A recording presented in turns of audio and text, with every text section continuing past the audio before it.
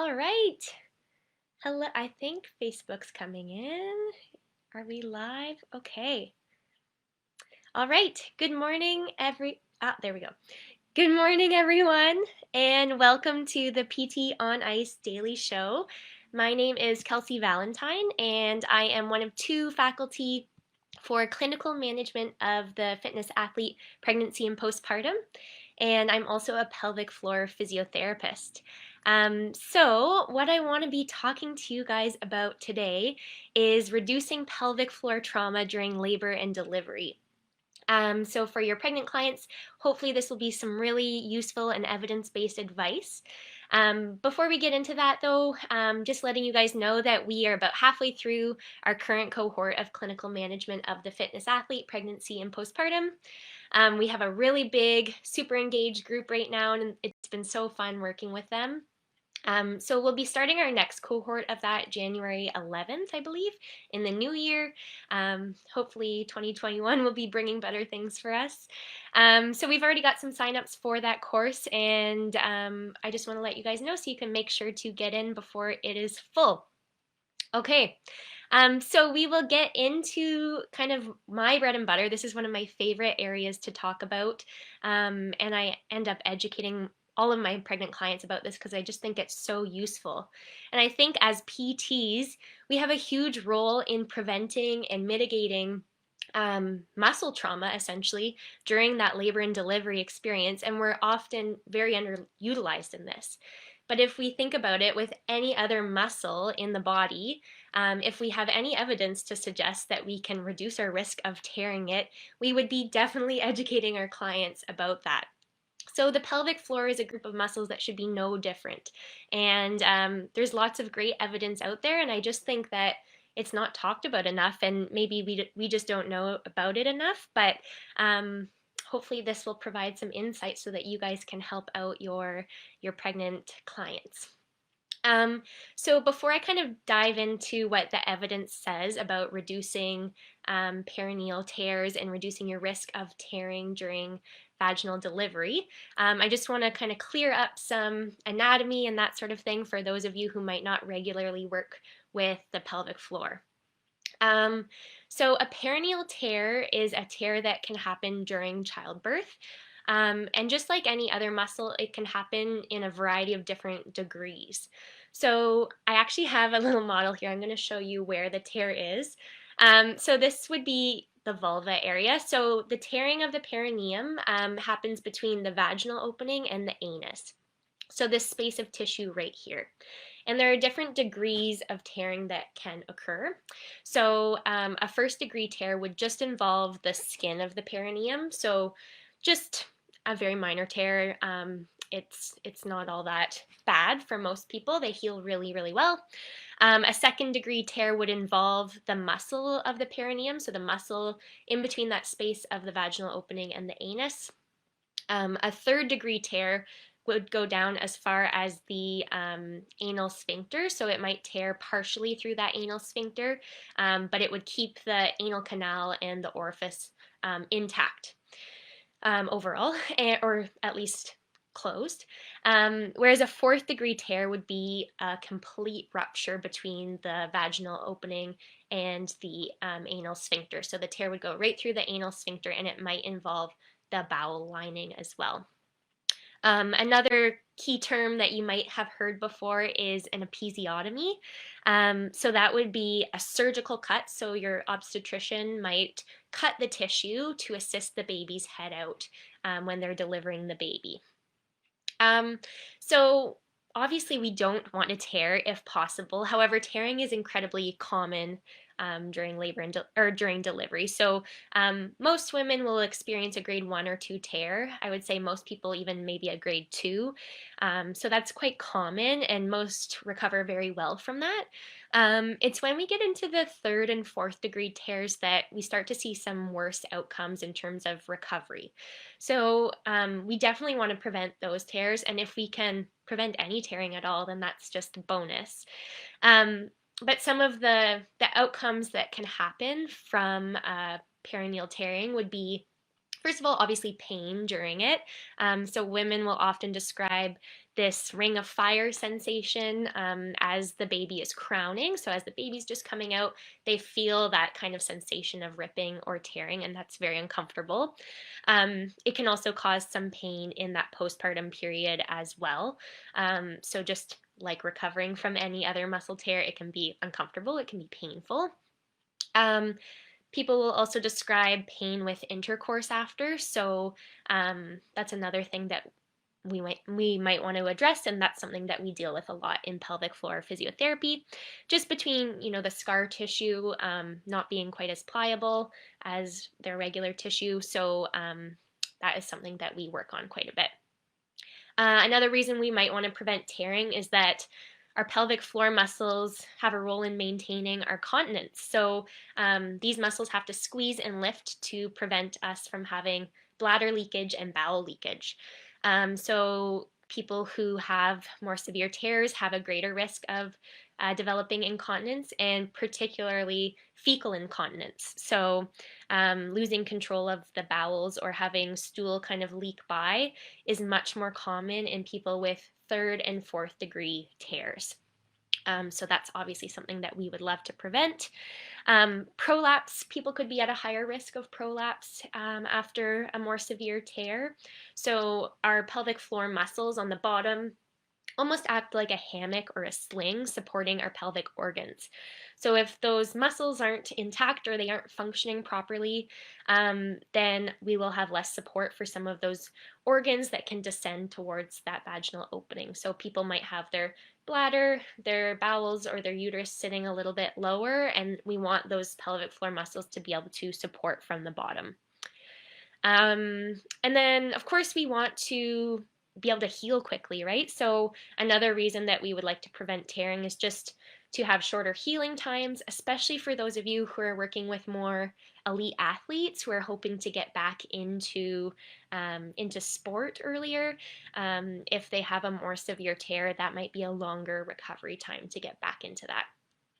So, how do we prevent it, or how do we at least reduce our risk for some of those more severe outcomes?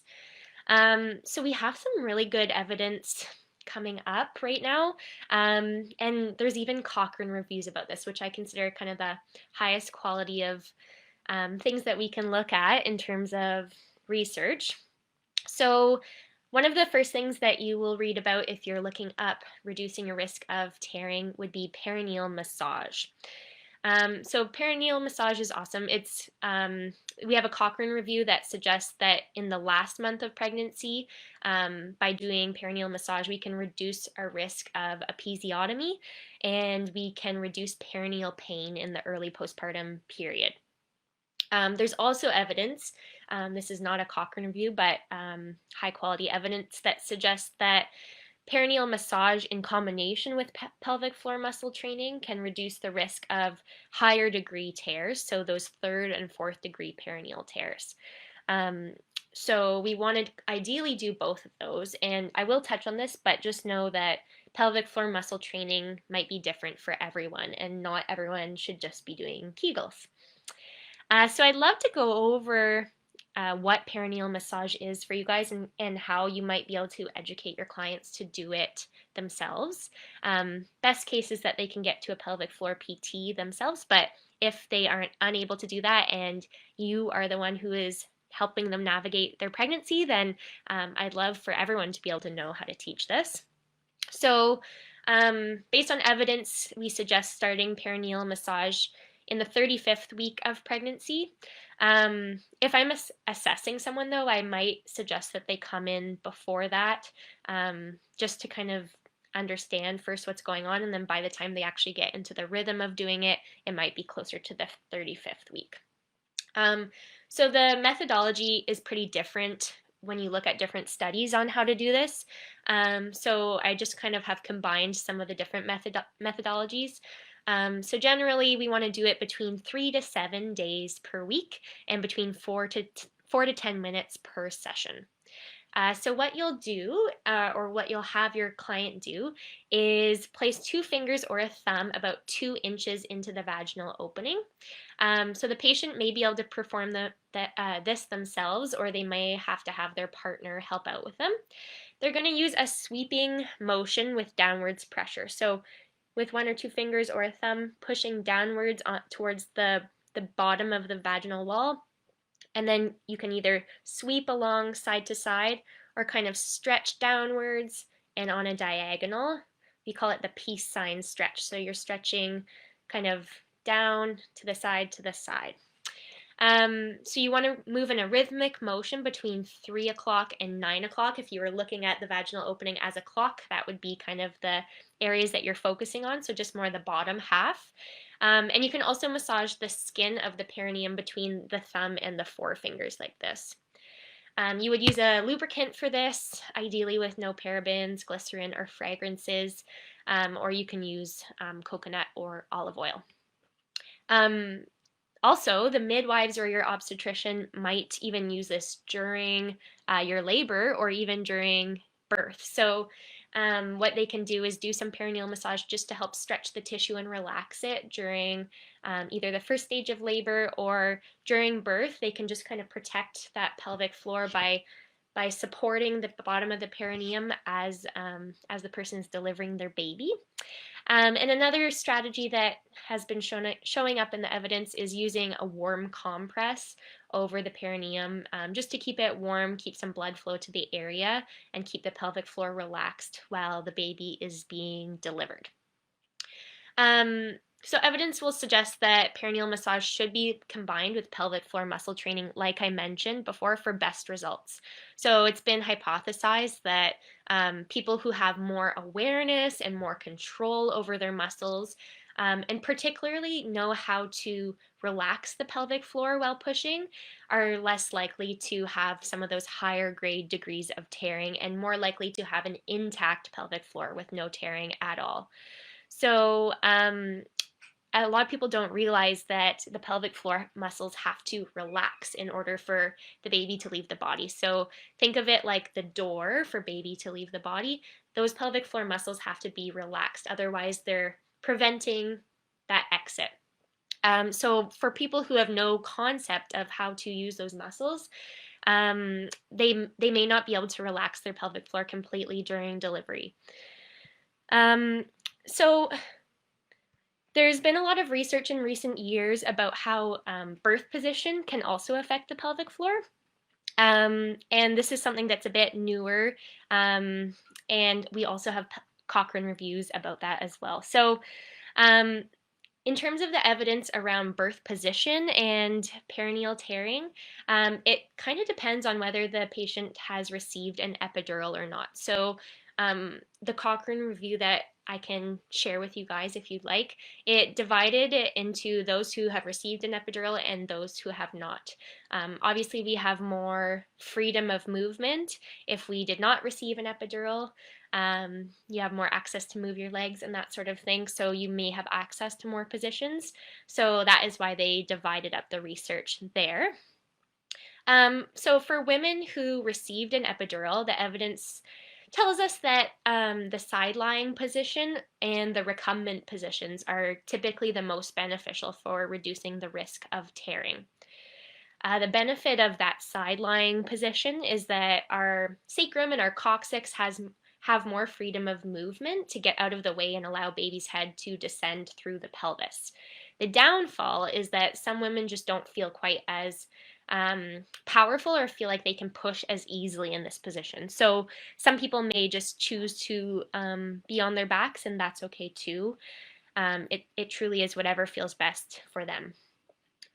Evidence from this Cochrane review says that for those who don't have an epidural, an upright position or a side-lying position tend to be the most optimal for reducing the risk of tearing. So upright can look like a lot of different things. It could be on all fours, it can be in a deep squat position, it can be standing, it can be squatting. It really can look like anything that the birthing person wants it to look like. But something that's consistent between the two is that side lying position tends to be a little bit better for the pelvic floor, just for that sacrum and coccyx freedom of movement. But what the Cochrane review does say is that overall, women should be able to push in whatever position feels best for them. So besides what the evidence says, it should just be something that comes from the person who is experiencing it, and they should have the options to push in whatever position that they want to. A lot of times we hear stories about people being forced onto their backs, and if that's not the position that feels right for them, then there's no reason that they should have to do that. Okay. The final and the third and final thing that we are going to be talking about is how to push, and if the way that we push affects the pelvic floor. So this is kind of the most muddled area of research right now, and nothing is really particularly conclusive in the evidence about our pushing strategy, but I do want to kind of share with you guys what the evidence says on it. So I also wouldn't be surprised if in as the years go on and in the future, if we don't see more evidence and more research about different pushing strategies and how it affects the pelvic floor. A lot of people claim that continuing to breathe while pushing and not kind of bearing down and breath holding, they claim that it protects the pelvic floor. The research right now that we have doesn't necessarily say that. So I'm going to divide it up into two different styles of pushing. So the first one is either spontaneous pushing or directed pushing. So spontaneous pushing is when women are free to just follow their own instincts, and generally it's something like pushing 3 to 5 times per contraction, whereas directed pushing is when the birthing person takes a big breath at the beginning of a contraction and then they hold it and bear down throughout the entire contraction. So like I said, a lot of people are claiming that, that spontaneous pushing where they're free to follow the instincts should be better. Some people say that there's more power to get the baby out quicker with directed pushing, so it kind of depends. But for the types of pushing, so the spontaneous versus directed, there is no clear difference in a lot of the outcomes that were looked at. So no clear difference in the duration of the pushing stage of labor, but this was just really low quality evidence. So again, we need more studies that tell us this. There was no clear difference in perineal tears. Again, low quality evidence. No clear difference in episiotomy rates, no clear difference in time spent pushing. Again, very low quality evidence. And no clear difference in the number of women with a spontaneous vaginal birth, which was moderate quality evidence between the women who were spontaneously pushing and the women who were directed. So overall, doesn't tell us too much. Then we get into delayed versus immediate pushing for getting the baby out. So delayed pushing is when the birthing person avoids pushing until there's an irresistible urge to push, or when the presenting part of the baby has descended down into the perineum. So they don't start pushing until either the baby comes down or they just feel this uncontrollable urge to bear down. So for the timing of the pushing, delayed pushing versus immediate pushing. Delayed was associated with an increase in the duration of the second stage of labor by about 56 minutes. This was very low quality evidence. There were no clear differences between the two groups in the number of women with perineal tears. That was moderate quality evidence. And no clear difference in episiotomy rates either. Delayed pushing reduced the duration of pushing by about 19 minutes, again, very low quality evidence, and slightly increased the number of women with a spontaneous vaginal birth, moderate quality evidence. There were no clear differences between the two groups in terms of important outcomes of the baby either, so it didn't really affect things too much. So basically, until we have better high quality studies that are available to us, women should just be encouraged to push in whatever way that they want, whatever feels best for them according to their comfort and preference.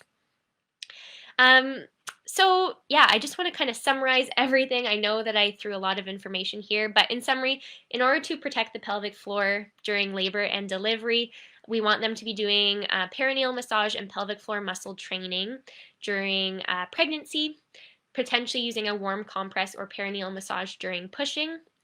If they had no epidural, then being in an upright position or in side lying while pushing. And if they have an epidural, in side lying or in the recumbent position while pushing. And surprisingly, it doesn't seem to matter too much how you push the baby out. However, we still need a lot more research about that. So yes, that is my super fast and furious, evidence-informed little preamble about how to provide education to your pregnant clients about how to prepare and protect their pelvic floor when they are giving birth. If you guys have any questions at all about that, or if you want access to any of the research that I referenced here, then just give me a holler. But just thank you guys so much for listening, and if you have any questions, let me know. All right, have a great day. Enjoy working with your pregnant bellies.